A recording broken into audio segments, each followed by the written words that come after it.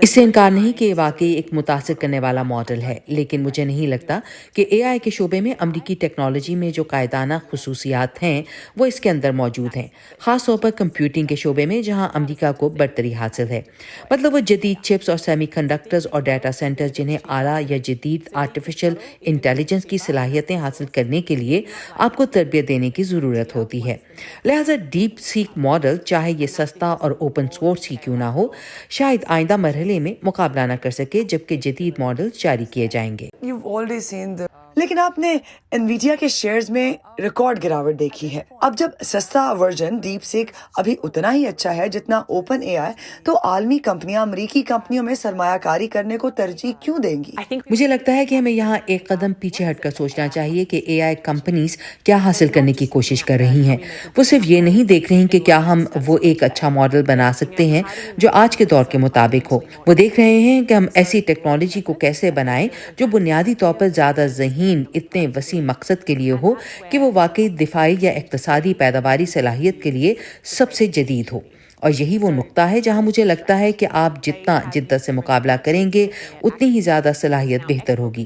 چونکہ چین کو ہر طرح کے چپس تک رسائی نہیں، تو انہوں نے وہی جدید ترین چپس استعمال کیے جن تک ان کی رسائی تھی۔ اب وہاں ایکسپورٹ کنٹرولز موجود ہیں جو اسے مستقبل میں اس کے کمپیوٹنگ کے شعبے کی صلاحیت کو اپ گریڈ کرنے میں رکاوٹ بنیں گے۔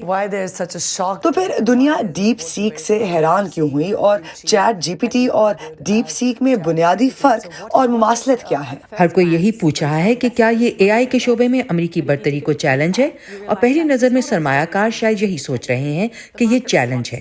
لیکن اگر آپ تھوڑا سا گہرائی میں دیکھیں تو آپ کو معلوم ہوگا کہ یہ ماڈل 20 جنوری کو ریلیز ہوا تھا۔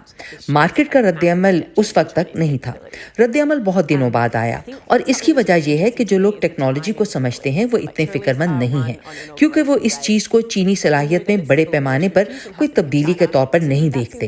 میرے خیال میں جو چیز میرے لیے واقعی دلچسپ ہے وہ ہے اس کی ریلیز کا وقت، صدارتی حلف برداری کی تقریب کے موقع پر اس کا ریلیز ہونا، اور ہم جانتے ہیں کہ چین میں سول اور ملٹری مل کر کام کر رہے ہیں۔ تو میرے نزدیک اس سیاسی اور پالیسی شفٹ میں تبدیلی کے موقع پر واشنگٹن میں شکوک و شبہات پیدا کرنے کے لیے ہوشیاری سے اٹھایا گیا قدم تھا۔ میرے خیال میں تکنیکی تفصیلات کو سمجھنا واقعی اہم ہے۔ لوگ جس چیز پر زیادہ بات کر رہے ہیں وہ ڈیپ سیک کا مبینہ طور پر $6 ملین سے کم لاگت پر تیار ہونا ہے، لیکن وہ لاگت نظر انداز کی جا رہی ہے جو ماڈل کی تربیت شروع کرنے سے پہلے ریسرچ اور ڈیولپمنٹ پر آتی ہے۔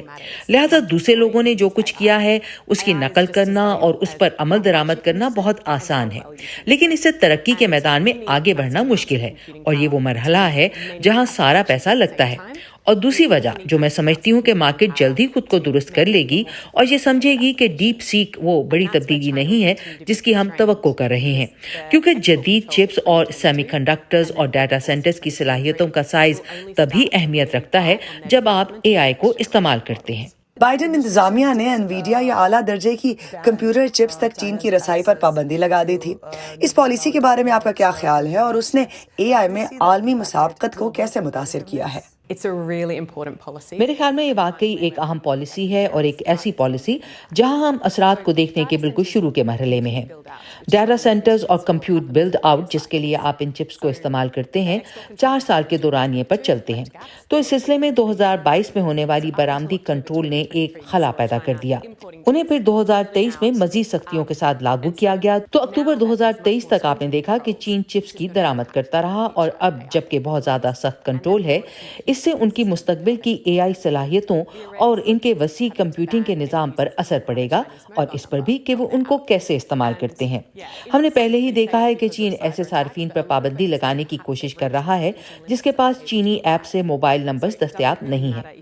وہ کہتے ہیں کہ سائبر حملوں کی وجہ سے ہے، لیکن بہت سے لوگ کہہ رہے ہیں کہ شاید وہ کمپیوٹنگ کی حد تک پہنچ چکے ہیں کہ وہ مزید ایپ فراہم کرنے کے قابل نہیں۔ اے آئی ٹیکنالوجی میں اس تیز رفتار ترقی کا عالمی سلامتی، سیاست یا دفاعی صنعت پر کیا اثر ہو سکتا ہے؟ it makes it a whole lot more exciting and a whole lot harder. یہ اسے بہت زیادہ دلچسپ لیکن مشکل بنا دیتا ہے۔ میرے خیال میں یہ ماڈلز فطری طور پر دوہرے استعمال کے ہیں۔ اس کی واقعی وسیع اپلیکیشنز ہیں، اسی لیے وہ ماڈل جو آپ کی معاشی پیداوار کی صلاحیت یا نئی ایجادات میں مدد کر سکتا ہے، وہی ممکنہ طور پر دفاعی استعمال میں بھی آ سکتا ہے۔ تو یہ واقعی دنیا بھر کی حکومتوں کو اس سے نمٹنے پر مجبور کر رہا ہے، یعنی آپ اس کے فوائد کو فروغ دیتے ہوئے اس کے خطرات کو کم کرنے میں توازن کیسے لا سکتے ہیں۔ مجھے نہیں لگتا کہ کسی نے اس پر ابھی تک بہت تفصیل سے کام کیا ہے، لیکن ہم جانتے ہیں کہ امریکی محکمہ دفاع اس بات پر غور کر رہا ہے کہ اے آئی کی صلاحیتوں کو مزید کیسے مربوط کیا جائے۔ ہم جانتے ہیں کہ اس کو ذمہ داری اور محفوظ طریقے سے استعمال کرنے پر بہت زیادہ زور دیا جا رہا ہے۔